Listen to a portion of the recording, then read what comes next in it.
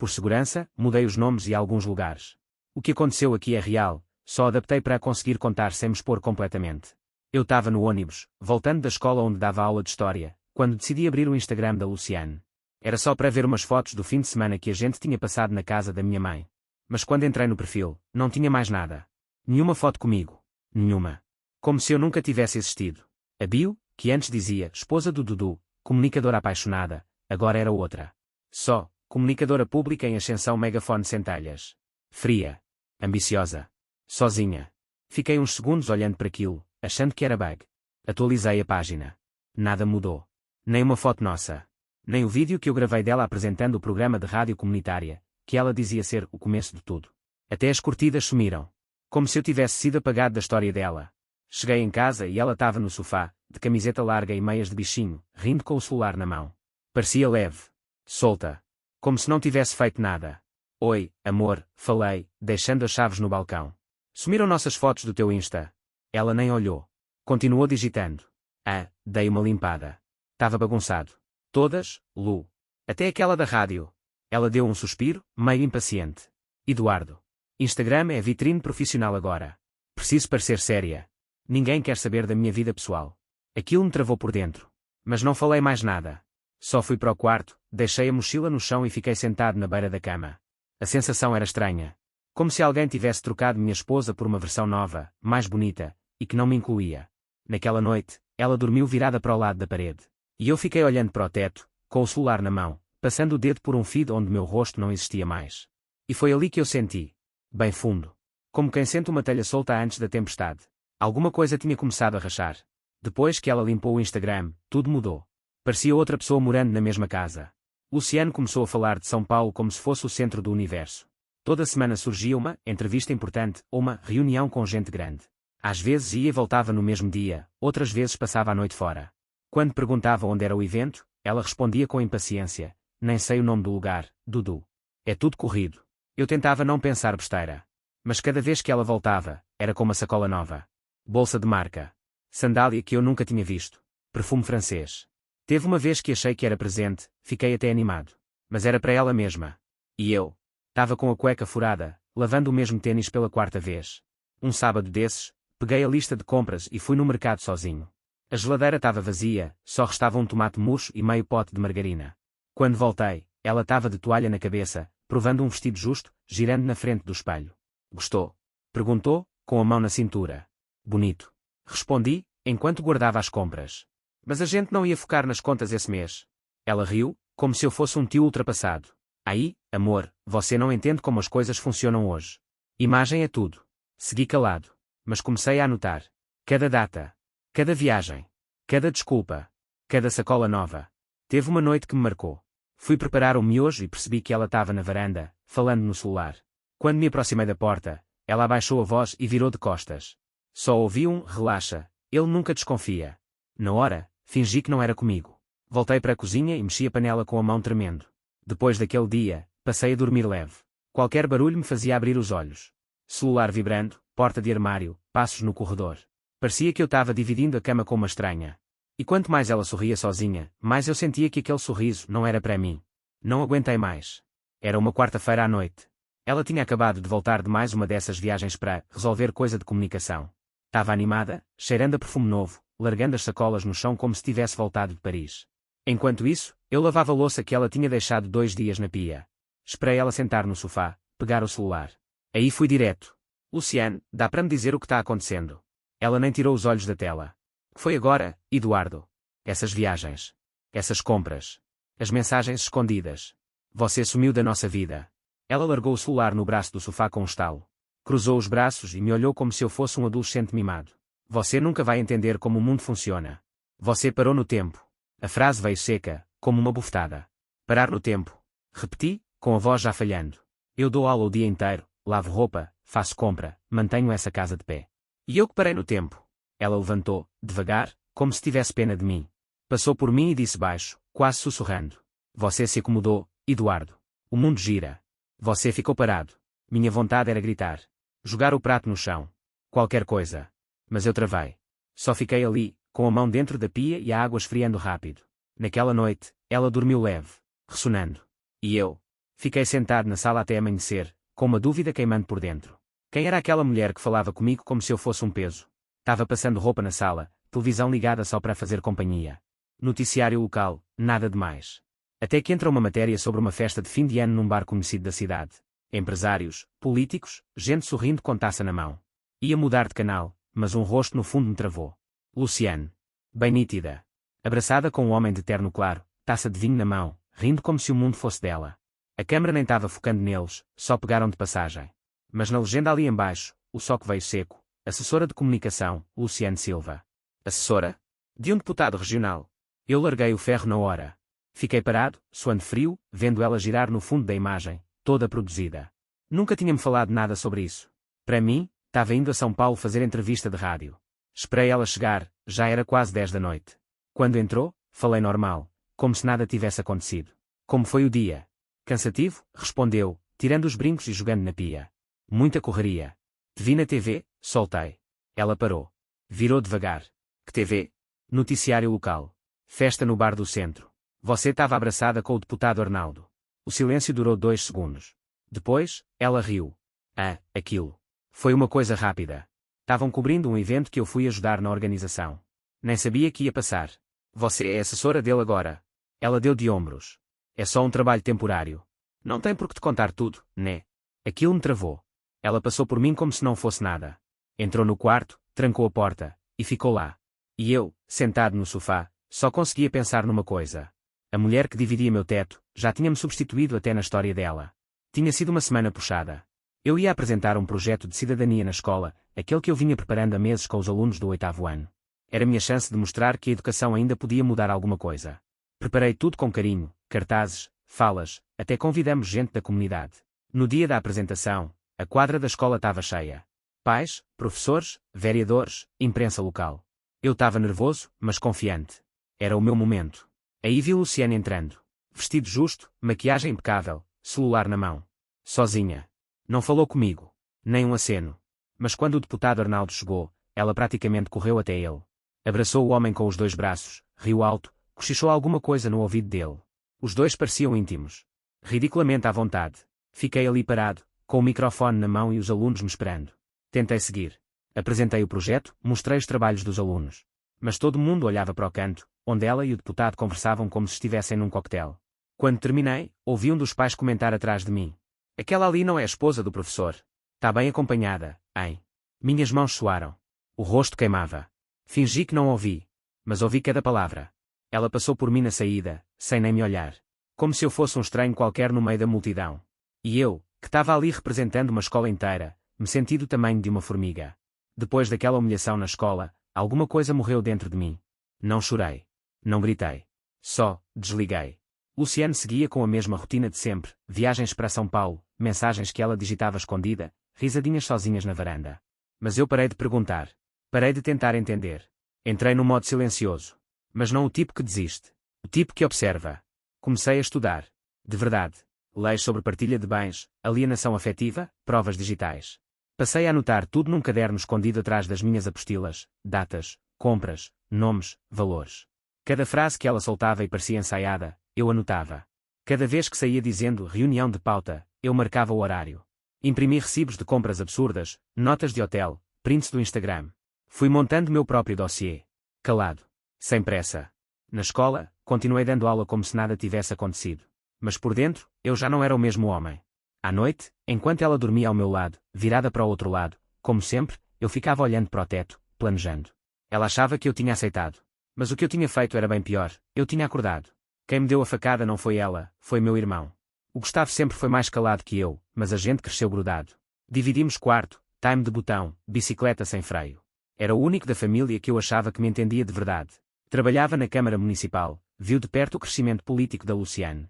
Um dia, chamei ele para almoçar num self-service perto da rodoviária. Não queria falar por mensagem. Sentamos, servimos o prato, e no meio do frango com quiabo eu mandei a pergunta. Você sabe se ela está envolvida com o Arnaldo? Ele nem fingiu surpresa. Mastigou devagar, tomou um gole de suco, e soltou com a frieza de quem já tinha ensaiado. Aceita, cara. Ela subiu de nível. Você não é o tipo dela mais. Fiquei paralisado. Como é que é? Ele suspirou, largou o garfo no prato. Todo mundo lá dentro sabe. Ela anda colada com ele. Viagem, jantar, evento. Você ainda se apegando nesse papel de marido traído é que tá feio. Segue tua vida. Minha garganta travou. Senti o chão fugir. Você sabia de tudo isso e nunca me falou. Ele desviou o olhar. Eu achei que você ia entender sozinho. Que era questão de tempo. Levantei da mesa sem terminar o prato. Nem lembro se paguei a conta. Só sei que saí de lá com um gosto de fel na boca. Porque pior que ser traído pela mulher que você ama, é perceber que até o sangue do seu sangue acha que você virou passado. Foi num sábado à tarde. Luciano tinha saído dizendo que ia numa tal de consultoria de imagem. Eu aproveitei para lavar o banheiro e dar uma geral na casa.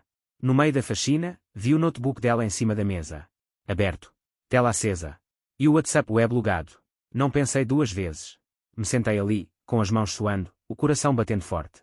Abri as conversas. Rolei para baixo, devagar, com o estômago embrulhado. E lá estava. Deputado Arnaldo. O nome dela para ele era A. O dele para ela era Amor. As mensagens estavam todas lá. Fica tranquilo, o Dudu nem desconfia. Eu saio de vez depois das eleições. Vai ser melhor assim. Ele ainda está tentando salvar um casamento que já acabou. Cada linha era um soco. Teve uma que me rasgou por dentro. Não aguento mais ter que voltar para aquela casa e fingir. Fiquei ali, lendo e relendo, tentando não vomitar. Minhas mãos tremiam tanto que mal conseguia usar o touchpad. Imprimi tudo. Página por página. Salvei num pendrive. Tinha que ter prova. Quando ela voltou, fingiu que estava cansada. Me deu um beijo na testa. Entrou no banho. E eu fiquei olhando para a mochila dela jogada no sofá, como quem encara uma granada prestes a explodir. Naquela noite, ela dormiu de novo do lado oposto da cama. E eu, com as mensagens impressas dentro do armário, finalmente sabia. Não era impressão. Não era paranoia. Era traição. De verdade. Com hora, nome e data. Esperei o domingo amanhecer. Preparei café, deixei a mesa posta, como se fosse um dia qualquer. Mas meu peito parecia uma fornalha prestes a estourar. Ela desceu de pijama, bocejando, celular na mão. Nem me olhou. Sentou e começou a passar geleia no pão. Eu coloquei o envelope com as mensagens impressas bem na frente dela. Ela parou. Olhou o papel. Depois me encarou. Que isso? Lê, falei, com a voz firme. Ela folheou devagar, os olhos passando por cada linha que ela mesma escreveu. Não teve escândalo. Nem desespero. Só largou o papel na mesa, cruzou os braços e disse: Você sempre foi bom demais para mim, Eduardo. Franzi a testa. Isso é desculpa. Ela me olhou como se estivesse explicando um gráfico. Isso não é traição. É evolução. Eu cresci. Você não. Meu sangue gelou. Cresceu pisando em mim. Ela deu de ombros, como se aquilo tudo fosse natural. A vida cobra movimento. Você se acomodou. Ficou pequeno demais para onde eu quero chegar. Levei a mão à testa, tentando entender se aquilo era sério. Então mentir, trair, esconder, isso agora é sinal de crescimento. Ela sorriu de leve. Um sorriso cruel. Eu fiz o que precisava. E vou continuar fazendo. Você devia se orgulhar. Me ajudou a chegar aqui. Levantei devagar. O mundo rodava. Me apoiei na pia, tentando segurar a respiração. Você é outra pessoa. Ela terminou o café como se nada tivesse acontecido. Nem olhou para trás quando subiu para o quarto. E ali, encostado no azulejo frio, eu entendi. Ela não ia parar. Porque na cabeça dela, eu era só um degrau. Na segunda-feira de manhã, abri o Facebook. Escrevi uma carta. Sem palavrão. Sem xingamento. Só fatos. Data por data. Do apoio que dei quando ela largou a rádio, das viagens suspeitas, das noites vazias, do dia que vi meu nome sumir do perfil dela como se eu fosse vergonha. Contei do projeto social que ela dizia amar, mas que largou assim que o deputado ofereceu palco. Falei da frieza com que disse que me traiu por evolução. Da forma como usou minha estabilidade para se lançar, e depois fingiu que nunca existi. Não coloquei print. Não expus conversa. Só escrevi com a calma de quem já perdeu tudo, e, por isso mesmo, não tem mais medo. Antes de postar, respirei fundo. Li uma última vez. Não mudei nada. Cliquei em publicar. Deixei o celular na mesa e fui trabalhar. Dei aula como sempre, corrigi prova, tomei café ruim da cantina. Mas dentro de mim, uma coisa tremia. Eu tinha falado. Finalmente falei. À noite, quando abri o celular de novo, a carta já tinha passado de 1000 compartilhamentos. Comentários de gente que eu nem conhecia. Pessoas contando histórias parecidas. Gente me mandando força, dizendo que eu tinha sido homem. Que tinha feito o certo. E entre tudo aquilo, o silêncio dela. Nenhuma mensagem. Nenhuma tentativa de desmentir. Porque agora não era mais entre eu e ela. Era entre ela e todo mundo. Na terça de manhã, antes mesmo do despertador tocar, meu celular já estava apitando sem parar. Grupo da família. Grupo da escola. Mensagem de colega antigo da rádio.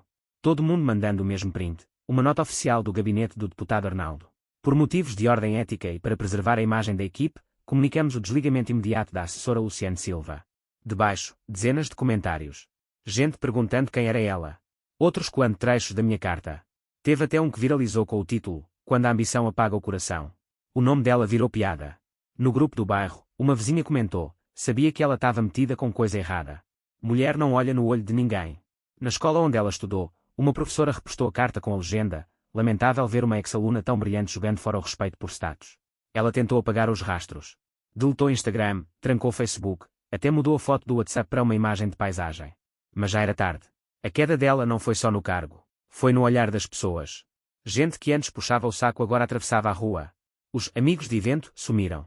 O deputado, que ela tratava como escada, nem mencionou o nome dela em nota oficial.